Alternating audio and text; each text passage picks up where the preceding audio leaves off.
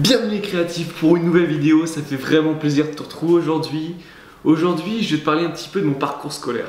Qu'est-ce que j'ai entrepris après le bac dans mes études de design graphique.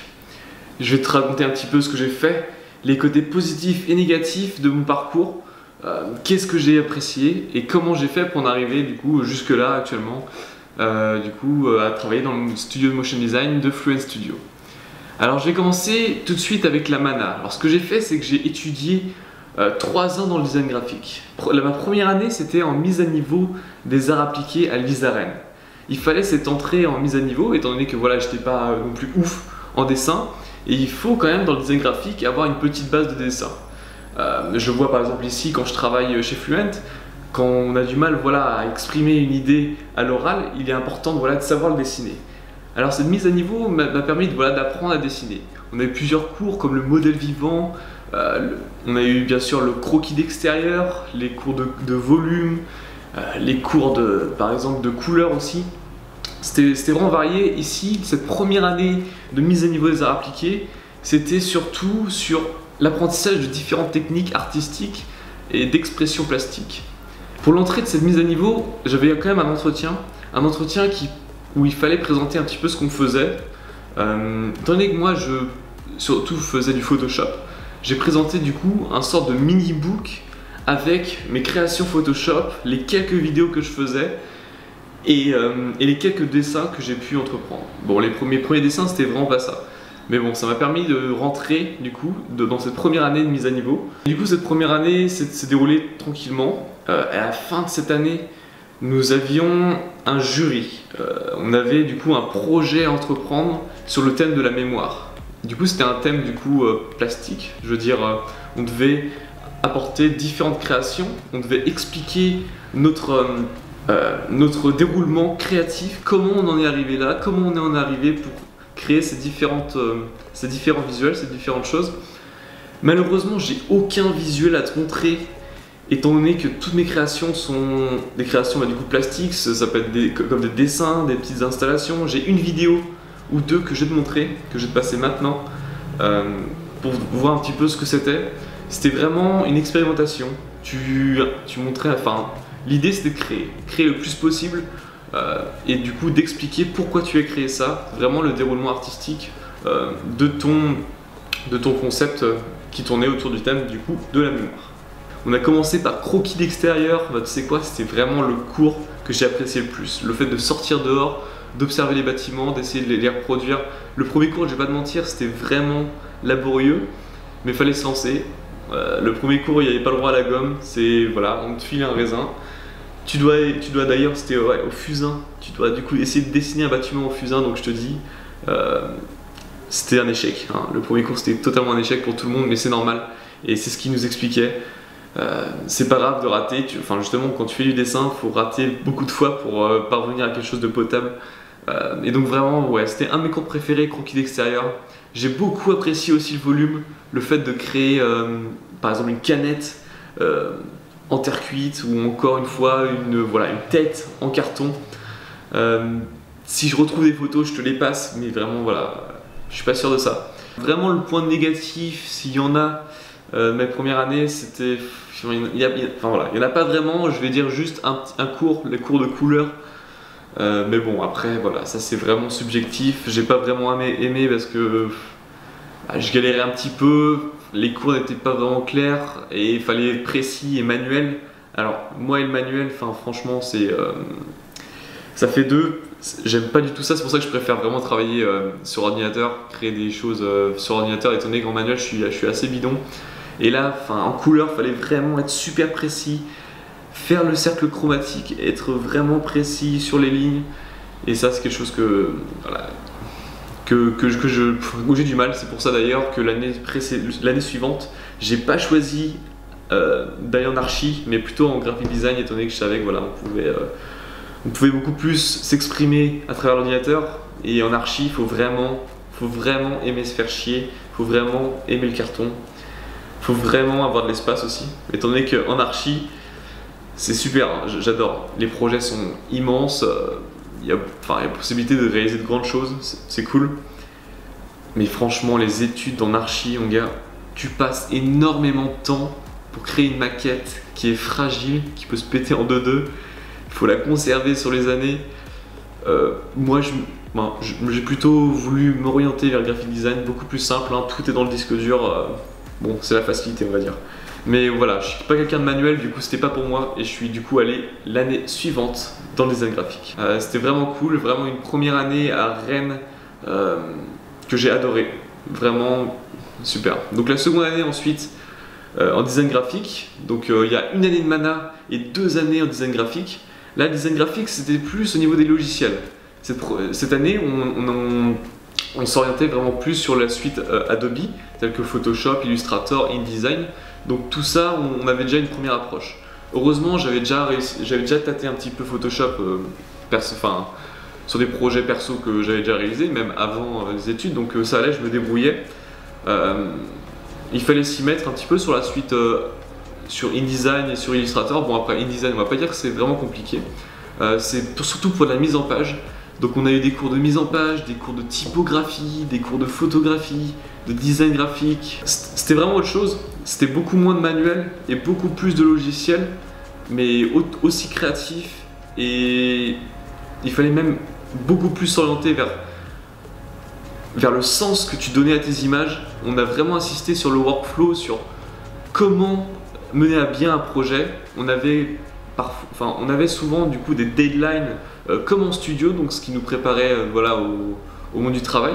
C'était vraiment une deuxième année du coup cool. Je me rappelle, tout comme la mana, où il y avait mon premier cours en croquis d'extérieur, ici le premier cours en design graphique, c'était un cours de typographie. Alors en cours de typographie, il nous a régalé le professeur pour cette première année, étant donné qu'on devait réaliser en une semaine une famille typographique à la main. Et du coup, en fait, ce qu'il nous donnait, il nous donnait que quelques lettres. Et à partir de ces quelques lettres, il fallait en déduire quelle était la famille typographique et on devait reproduire à la main chaque lettre sur une feuille raisin. Bah, je te dis, comme premier cours, avoir ça, franchement, on a tous fait la gueule, mais je pense que c'est un petit peu ça dans toutes les écoles de graphisme. Ils aiment bien dire à la fin des vacances, au début, au premier cours, bon allez les gars, c'est fini les branlettes, et là on s'y met vraiment. Et bon, c'était vraiment pas un super bon souvenir, mais bon, je comprends un peu l'idée, je comprends que c'était voilà, dans un but éducatif. C'était un premier cours qui m'a marqué en tout cas. Et cette année de design graphique m'a vraiment été enrichissante. On a pu, pas au niveau d'apprentissage de logiciel, étant donné que je connaissais un petit peu de mon côté, mais au niveau du print, quelles encres utiliser, quels réglages faire pour avoir un bon rendu, comment vraiment travailler ta composition, comment avoir une démarche créative pour arriver à un certain visuel. Tout ça, tu l'apprends du coup dans ces 2 années de design graphique. Et ça c'est vraiment cool et je pense que heureusement que j'ai fait cette école, même si je prône vraiment l'idée que tu peux tout apprendre tout seul, mais je me dis heureusement que je suis passé par là, parce que des fois je vois des gens qui font à peu près ce que je fais, mais qui sont pas passés par une école, et je me dis c'est quand même bien que je sois passé par une école de graphisme, étant donné que ça t'apporte quand même un œil quand même assez affûté. Tu as pu voir aussi au niveau de l'histoire du design graphique, ce qui s'est fait avant, etc. Et tu as pu vraiment être guidé par des pros. Donc je regrette pas d'avoir fait cette école et je regrette pas d'avoir fait aussi ces 2 années de design graphique. Et à la fin de cette année de design graphique, on avait un projet en commun, un projet à réaliser avec un autre étudiant. Et notre projet, nous, c'était Atalant Gaming. En fait, on avait repris un bâtiment présent à Rennes, où on l'avait changé en salle de gaming, où on pouvait du coup héberger des événements, où il y aurait une salle d'arcade, où on projetterait des matchs de compétition, etc. Et du coup, on devait réaliser l'identité graphique de notre projet fictif Atalant Gaming. Donc voilà, ça c'était un de nos projets de fin d'études. C'était vraiment cool, on s'est vraiment amusé à le faire. On a essayé d'incorporer un petit peu de vidéo. Je vais te montrer un court extrait de la vidéo, c'était dégueulasse, mais bon, ce qui nous a permis quand même d'avoir quand même une bonne note, donc c'était cool. Et ce projet, du coup, c'était bien aussi, étant donné qu'on l'a fait à 2. Du coup, ça permettait un peu de se répartir les tâches, comment travailler en équipe.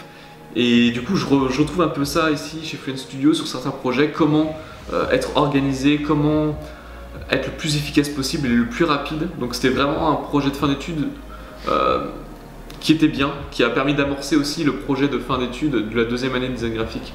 Donc c'était un bon projet. Et en plus de ça, nous avions à présenter un book des différentes créations qu'on a pu faire dans l'année ou des projets perso que tu as pu faire. Et du coup, j'ai montré quelques images de mon book.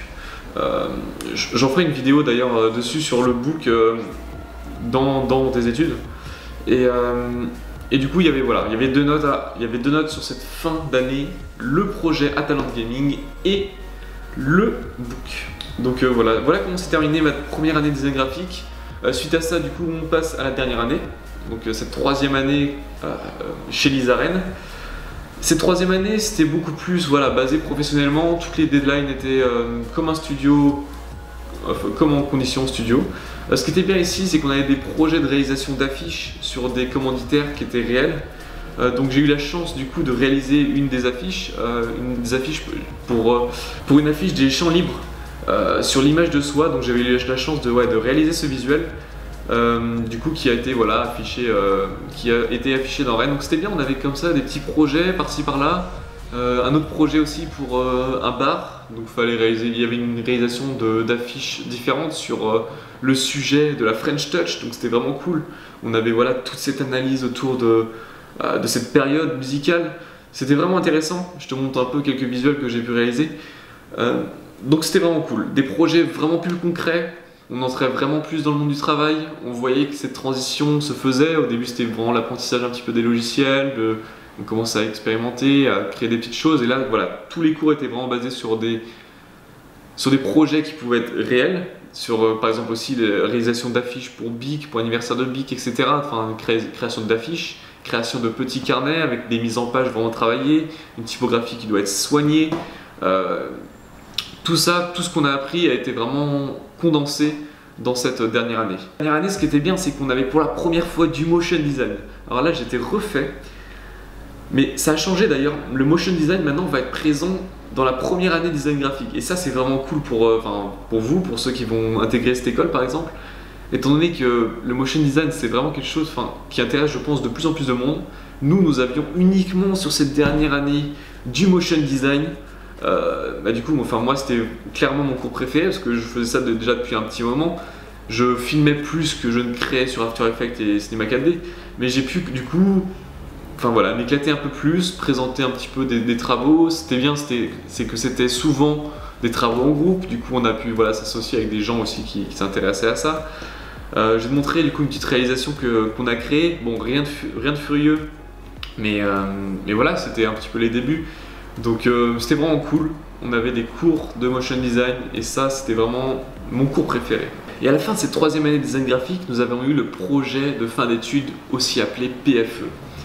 Le PFE, du coup, c'est comme je t'ai déjà présenté, c'est un projet de fin d'études où tu inventais vraiment un événement ou un studio, où tu inventais un concept créatif, tu expliques et tu devais réaliser du coup l'identité visuelle de ce concept. Et voilà, c'était vraiment l'examen de fin d'année. On avait un jury de 4 personnes, un professeur et 3 professionnels. Moi, ils ont été vraiment adorables avec moi.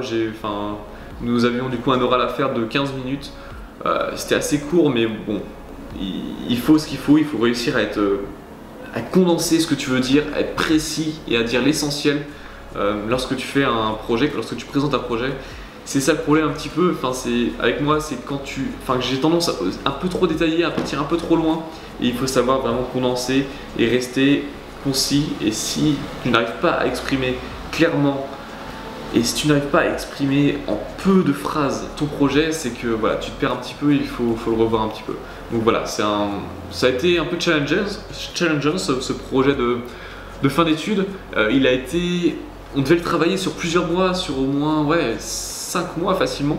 Donc c'était vraiment intéressant et là on a pu vraiment aller au contact des imprimeurs, leur donner un peu nos maquettes pour qu'ils imprimaient tout ça. Donc on était vraiment confrontés au monde du travail, on était vraiment confrontés à comme si c'était vraiment le patron d'un studio de design graphique. Donc c'était vraiment intéressant.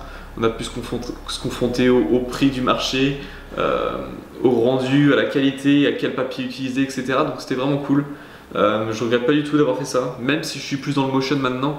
C'était vraiment une expérience enrichissante et je regrette pas d'avoir fait cette année. Et voilà, en parallèle de cette dernière année de design graphique, je recherchais aussi un stage. Étant donné que je voulais directement après, je me suis dit je veux pas prendre de vacances, je vais directement enchaîner dans le motion design, étant donné que c'est ça vraiment que j'apprécie le plus. Du coup j'ai recherché un stage à Londres, étant donné que je voulais refaire mon anglais, ou plutôt le faire, hein, clairement. Je voulais faire mon anglais et travailler dans le motion design, étant donné que c'était ma voie. Alors ce que j'ai fait, que j'ai envoyé énormément de CV, énormément de lettres de motivation à tous les studios de Londres, hein, pour être franc. Il y en a un qui m'a pris, il se nomme Daspix Studio. Du coup, c'est pendant 6 mois, j'ai eu un stage ici, chez Daspix. C'est pas du tout le meilleur studio du monde, hein, on va pas se mentir. Enfin, c'était beaucoup plus orienté vers voilà, l'habillage télé. J'ai travaillé un peu pour Grand Tour. Enfin, la majeure partie de mon stage, je l'ai passé à animer du coup un personnage 2D, mais fait en 3D, étant donné que voilà, tu as beaucoup plus de possibilités d'animer le personnage en 3D. C'est beaucoup moins. Il y a beaucoup moins de contraintes quand tu fais ça. Donc voilà, le personnage était animé en 3D, paf, on faisait le rendu en 2D, enfin façon 2D.